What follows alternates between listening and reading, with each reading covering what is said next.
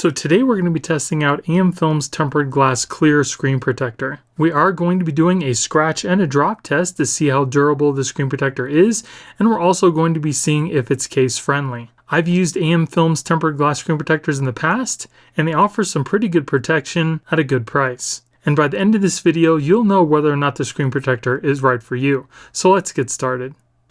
So you get 2 tempered glass screen protectors, 2 tempered glass rear camera protectors, a squeegee, 2 installation packets, and 2 dust stickers. AmFilm always makes it super easy because they put their tempered glass screen protectors inside this easy to use guide. Pull off the protector, put the guide on top of your phone, press it into place, and then just run your finger down the middle. Lift up on the guide, and then remove any bubbles if you see any. We've got one right here. Super easy installation. Screen protector looks amazing. And there's also a slight gap all the way around the screen for case friendliness, which we will be testing out. As far as the touch goes, screen is super smooth, just like the glass that's on the phone. It is also a full coverage screen protector, so it does cover your selfie cameras. Let's test out Face ID.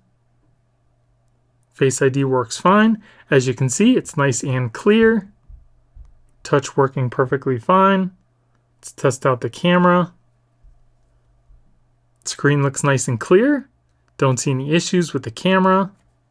As far as fingerprints goes, it does seem to pick up very minimal fingerprints, and you can very easily just wipe those away as well.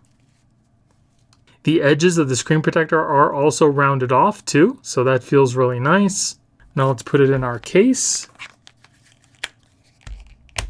And it does seem to be case friendly. The screen protector doesn't come all the way up to the edge of the case, and there is still a slight gap all the way around the phone. So the screen protector should be case friendly with most cases, but again, you will have to test it out with your own case. So now let's install the rear camera protectors.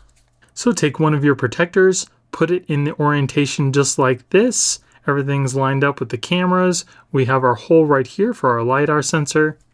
And then just peel off the back of the protector, put this down over your camera lenses, and then just press it into place. And there you go. You're all installed. And as you can see, it doesn't hardly add any extra bulk to the phone. So let's put it back in our case again. And as you can see, that protector fits perfectly inside this case. Now it pretty much comes right up to the edge of that ring around the protector. As far as fingerprints, it does seem to pick up some fingerprints as well, but again, it's tempered glass and you can very easily just wipe those away. So now let's move on to the scratch and the drop test. So we're going to be dropping a 2.4 ounce steel metal ball at a height of 2 feet. If the screen protector doesn't crack, we'll move it up foot by foot until it eventually does. So here we go at 2 feet. Here we go at 3 feet. 4 feet. 5 feet. 6 feet. 7 feet. 8 feet. 8 feet. So this screen protector lasted up until an 8-foot drop. I think this screen protector is definitely going to be the one to beat. So now let's move on to the scratch test. So we're going to start off with a number 5. Then we'll move on to a number 6.